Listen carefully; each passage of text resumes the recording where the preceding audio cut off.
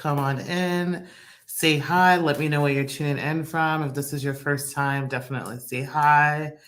Pardon all this acne on my face today. Like my skin is killing me.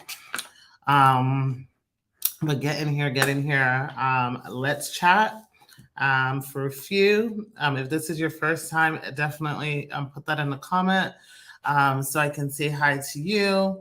Hello, Arawa. Hello, Caddy. Good morning, TK Smiles. Voke, Voke Ariba. Good morning, Adreka. Good morning. Good morning to Anointed to be disappointed from New York. Hey, girl. Um, Sec Loaded, good morning. Good morning. Today's a frequently asked questions day, so feel free to ask me questions, and if I can answer them, I will answer them. Good morning, YouTube. Good morning, Caddy on YouTube. And Emmy Lash on YouTube, and good morning, Facebook as well. Just to introduce myself, my name is Aisha Chidolwe. I'm an immigration lawyer. I represent clients all over the United States with their immigration matters. We handle humanitarian-based immigration cases, family-based cases, fiancé naturalization, and things of that nature.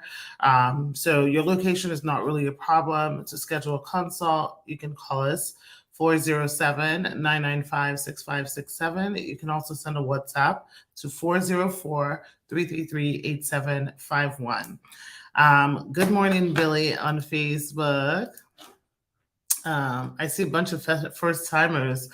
Good morning. Thanks for tuning in. Shia from Connecticut. Thank you for tuning in. So jump right to it, to your questions. Caddy's asking how much is consultation. Consultation is $150. Hello, Camel from Jamaica. Elkin says, hey, good morning. First time, but you're beautiful. Thank you so much. I appreciate that. Condola is King says, do you need an approval letter to apply for your I-485? Well, I don't know. It depends on the context, and it depends on what you're applying for I-485 on the basis of. Are you an immediate relative, a family relative? Are you doing it based on employment? Did you win the lottery? So there's so many variables. So I need a little bit more to be able to answer the question. But if you're doing an adjustment of status based on marriage, or your parent or your child filing for you as an immediate relative, you can apply simultaneously at the same time. Okay, what other questions do you guys have for me? How long does it take to get a green card if you're married to a girl? LGBTQ. So it takes the same amount of time whether you're heterosexual or LGBTQ. There's no special process for anyone. Average marriage cases take anywhere from like 12 months to 15 months right now. Some people will certainly get it early. We just had a client that we submitted the application in October that got approved on February. So that would have been like November, December, January, February. So like 4 months. So that's not the norm. But sometimes it happens, like I always say to you guys here on this live, sometimes some people are just lucky. And their stuff gets processed much quicker than normal. But from a window of expectation, you should expect 12 to 15 months. Suleiman says, when is it appropriate to file for writ of mandamus? When you have a really strong case and there's just been an unduly burdensome delay, in your case has been pending for several years. You've tried every other avenue, including ombudsman, USCIS inquiry, congressional assistance, a letter threatening to sue. Well, you should never send a letter threatening to sue unless you are planning to sue the government. For those asking, writ of mandamus is basically suing the government for delaying your case. Fernand says, how long does it take after submitting your I-693 to hear from USCIS? I would say about a month or 2 months, is what it takes. Jules says, love the work that you do. Thank you so much. Hi, Candy Braiding Salon. Hello. Good morning, Smith. TDS says, I was filing my TPS case. However, it says I have to submit my work permit application via mail. Not sure I really understand the question, but you can apply for your work permit and TPS simultaneously via mail. Nico says, I want to know about VAWA. What do you have a particular question? Or do you want to know what it takes to qualify for VAWA? Just, I'll see if there are other questions. If they're not, then, I could make this about a VAWA conversation. Good morning, Denise. How are you? Fumi says, good morning, my favorite lawyer. I'm ready to learn a lot here. Hey, girl. That's right. Hi, Tuna says, hi, first class attorney. Oh, you guys are being so nice today. Caddy says, I got my VAWA approved. Can I go ahead and file for the Form I-824 for my kids in Jamaica? Yes, you can. Yes, you can. You can go ahead and file that. You don't have to wait till you get your green card. Okay. Sashma says, hello from New York. Hi, New York. Hopefully, well, I heard that there was supposed to be a snowstorm, but, my sister and my friends were like, it really wasn't that bad. So hopefully it really wasn't that bad for you in New York where you were. Ian says, going to reach out to you one way. Yes, reach out, 407-995-6567. And Misunderstood from New York checking in with a question. What is your question? Do I have to have a passport picture of my husband to do it? And let me see if there's a supplement to this question. Okay, so you're a VAWA applicant. If I'm assuming that you're the petitioner, you're the one who was abused. If you don't have a passport picture of your husband, you don't need a passport picture of your husband at all. You just need proof of your husband's citizenship status or proof that he's a legal permanent residence. And if you don't have any physical proof, but you have enough information where we can reach out to USCIS and ask them to verify his status, then that can be done that way as well. Someone says, good morning. I want to ask, what does it mean when they say we transferred your I-360 and your 485? Basically, right now, Vermont is kind of overloaded, which is a normal location where all VAWA cases used to be processed no matter where you live. And now Nebraska is now processing some cases or starting out with the processing on the receiptant before things are transferred over to Vermont. So you're going to see a lot of that in the next few words, like we transferred your case from here to there. But, it's not something to worry about because they're just sort of moving things around to sort of see if they can clear some backup.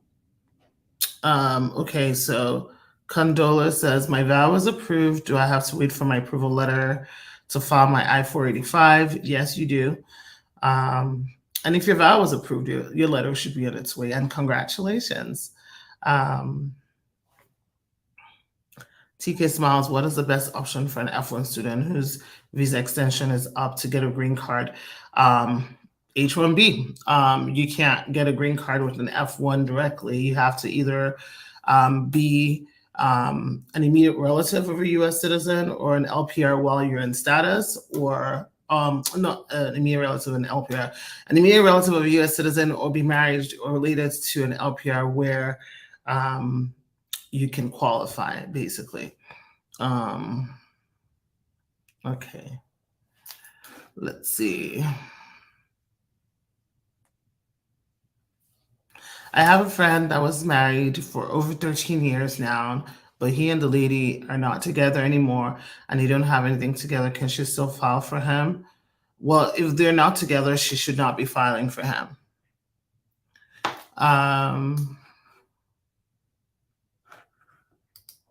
Richard says, good morning. I presented my request for evidence for a few months now. How long is it going to take for it to be approved before my interview? I don't know the answer. I don't know who your field officer is. I don't know what your case is. I don't know what it is that they're asking you for. So it's just a waiting game. Can you apply for 360 and I-765 at the same time and still get your work permit, even though you didn't apply for a green card as of yet? Green card will be applied for after a VAWA is approved. No, you cannot. You cannot do that. If you don't apply for an adjustment of status, you're not going to get a work permit with your VAWA application until they approve your VAWA in 2 to 2.5 years. So you have at least 2 years to 2.5 years before that can happen. Okay.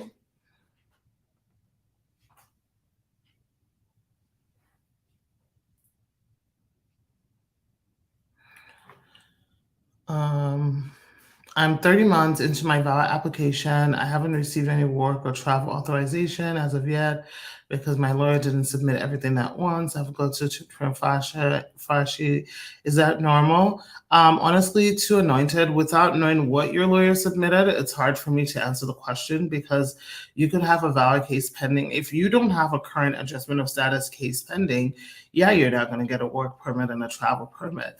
But also, maybe your lawyer had a strategic reason why they didn't submit it. So without knowing your immigration history, or maybe why your lawyer didn't submit everything, yeah, sometimes lawyers make mistakes, but other times there might have been a strategic reason why they didn't submit that, or maybe you were ineligible, or maybe at the time your spouse was an LPR and visas were current. So there are just so many variables. So without knowing exactly your situation, it's really hard to tell you what's normal or not. But if an adjustment of status was not submitted, yeah, you're not going to get the work permit and travel permit until that's been submitted, or the work permit you can get after your VAWA is approved. If you file for adjustment of status and your card declines the payment, when USCI wants to withdraw it, what will happen next? What will happen next is you're going to get your big fat packet right back returned to you. They're not going to reprocess it. They will send you a rejection letter. Not a rejection, well, a rejection letter on top of your application saying that your credit card was declined. Keep in mind, though, that once they send that to you and you try to send it back, you want to make sure that you're sure that you submitted a new form with the credit card information, because once that's rejected, they shred it, so they will not send that one back to you. Okay. Alika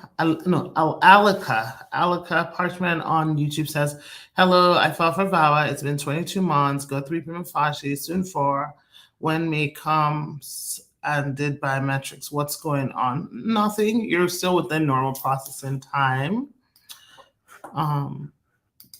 It's been 9 months since I responded to a notice of intent to deny, but instead they sent a combo package work from a travel doc. Is that a good sign or a bad sign? When you guys ask me questions, if you don't get into a little bit more details, it's hard for me because I don't know what your case is or anything about your case. Your NOID is not the same thing as your work permit and travel permit. So it's not necessarily a good or a bad sign. It's two different things. So I would need to know what your NOID is for. I'm just going to take an educated guess that you submitted an adjustment of status application.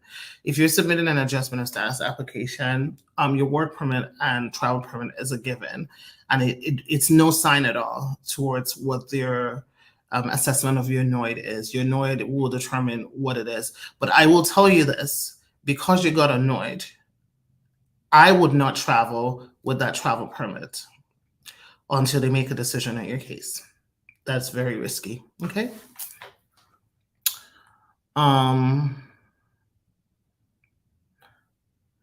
Emma August says, I'm one of your clients. Thank you guys for reaching out anytime I need to talk to you guys. I really appreciate it. Oh, that's so nice. That's awesome. I don't know, when you guys have all your names and like symbols and like slogans, I can't place which client this is based on your name on Instagram, but that's really nice, and I'm really happy to hear that. My husband and I separated. There was verbal abuse, but no proof. What do you do? We would love to screen you and just see what else was going on. Usually there's never more than only verbal abuse. There's usually never only verbal abuse. A lot of verbal abuse leads to psychological stuff, emotional stuff. So call us 407-995-6567. Okay. So if you apply for VAWA and the I-485 with a work permit and travel permit together, do you get the work permit and travel document earlier? Yes, you do. Keep in mind, let me just repeat again, when you apply for VAWA and an adjustment of status with a work permit and travel permit at the same time, you will get a work and travel permit if you're eligible for the travel permit just by default that you are submitting an adjustment of status pending. However, if your VAWA case is approved, you will get a VAWA approved work permit, which is very different from the work permit that you get earlier. The work permit that you get with an approved VAWA gives you deferred action, meaning you're not deportable, and it's just something that you renew until they make a decision on your case. Your normal work permit is because your case is pending. So they're two different things. And the travel permit doesn't come with a VAWA approval. What comes with the VAWA approval is a work permit with the ultimate goal of you getting your 10-year green card. Okay. Okay. I live in Utah. Oh, am I frozen? Okay. I live in Utah. And I've been married for 8 years. Okay. You just stopped your question there, so I need a little bit more to answer that question. How far from your expiration do you start the process of renewing a conditional green card? So the answer is that it depends. If you're filing for a joint removal of condition with your spouse, you want to submit it 90 days before, starting from 90 days before expiration. If you're submitting for removal of condition because you're divorced, you're experiencing extreme hardship, or your spouse has been extremely cruel and abusive to you, you don't have to submit it. You don't have to wait till 2 years. You can submit it when that happens, whether that's 6 months after you got it, whether that's 4 months after you got it, whether that's a year after you got it. There's no timeline. And same thing, you can submit it late. I don't encourage that. But I'm saying that for those of you who maybe didn't know and just assumed that you don't have any options, and you found out later that you could submit it late, for those people, you can. Okay.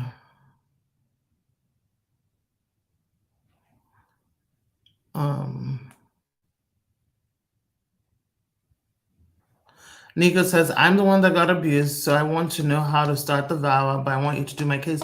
Call the office, Nico, and we'll be happy to help you. Just call the office, okay? 407-995-6567. Dream Queen of Hearts says, how long after being VAWA approved? What next? So if you're VAWA approved, and assuming that you have a adjustment of status application that you already put together, I would say that on average, we're seeing like about 6 months from VAWA approval for us to either get a bypass of the interview where they would just request your medicals, or they schedule you for an interview. That's the average. Sometimes a little bit earlier, but I would say most people fall within that 4 to 7 month window. If you didn't submit an adjustment of status when you submitted your VAWA application, what happens next is your VAWA is approved, you get your approval letter, then you can apply for adjustment of status at that time. Okay. Richard says, my case is a marriage-based case and the requested for a copy of my wife's passport. And my case is at California. I don't even remember what your original question was. Let me see. Oh, okay. You're asking how long it's going to take. Well, I don't know. How long has it been? One of the things you can do is you can go on USCIS case and do case processing. Put in your service center. Your service center is usually on the bottom left of your receipt. Type it in and see what the average time for your case is to process, and check there. If it's been more than the time that's allotted, then just do an e-service request asking what's going on and when you can expect to hear back. Okay. Samuel says, if you receive an RFE for a completed medical on an I-485 after a year of review after the interview, is it a good sign? Definitely. It's a good sign. So hopefully that means you'll get an approval.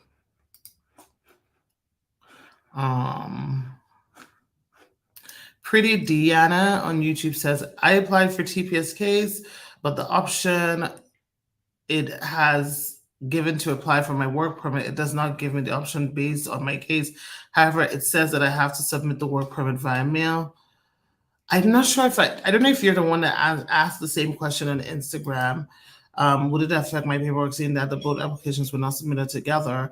It should not, even if they were not submitted together, as long as you submitted your, you attach your receipt number to the submission so that they know what case it is that they're dealing with.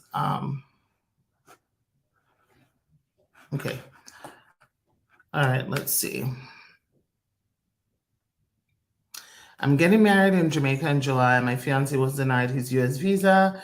Waiting on my citizenship appointment date was the best advice for us. Well, I'm curious as to why your fiance was denied for the visa. As far as suggestions, because I can't give you legal advice since I'm not your attorney, but if you're getting married, just make sure that you really document your relationship. That's really it at the end of the day. You want to make sure that you document your relationship. All the times that you go and visit your spouse. Do you guys go to there are lots of places to visit in Jamaica? Do you take pictures there? Have you met the fiance's family? Do you send money to fiance? Does fiance send money to you? Do you do FaceTime calls? Those are the types of things that you guys buy property in Jamaica. Because, obviously when you are in a long distance relationship and you're outside the country, you're not going to have the same things as, someone who's in the country. So, those are some things that you can do. Call Me the One says 2 months still no VAWA receipt. I filed with you also. Yeah, USCIS, as I don't know if you joined the live earlier, that's why they're moving things in Nebraska. There's a lot of delay right now with receipts, and especially receipts that are not attached with adjustment of status cases. So if you're an abeyance client, you're going to see more of a delay in getting your filing receipts than somebody who did it with an adjustment of status and they needed to charge the fee. It's really annoying, but it's just been something that's been happening recently. Okay. 10-year. Okay, so it says, I'm waiting on my 10-year green card. Can I go ahead and file for my citizenship? Speaking of which, we just had our client approved today for the same thing. And I'm going to post about it later, their 10-year green card and citizenship simultaneously. We filed for removal of condition based on them and their spouse still being together.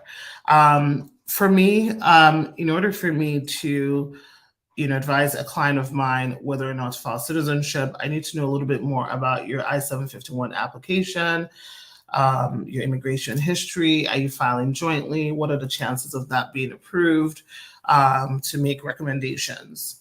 So without that, I can't tell you what to do, but generally, do people do it? If you're eligible, you can file for it, and then they will interview you for both at the same time and make a decision at that time. Only one more question and I got to jump off. I have a friend who's a green card holder, but married to a non-citizen, but she's about to apply for her citizenship. Will it be an issue when she's applying for citizenship? Would it be an issue that she's married to a non-green card holder, to a non-citizen? No, it's not going to be an issue. People can marry whoever they want. Okay, guys. Well, I hope you guys had. I hope you guys have a great week. I am not going to be around next week Tuesday, so I probably will not be streaming live next week Tuesday. But I'll see you guys when I return back.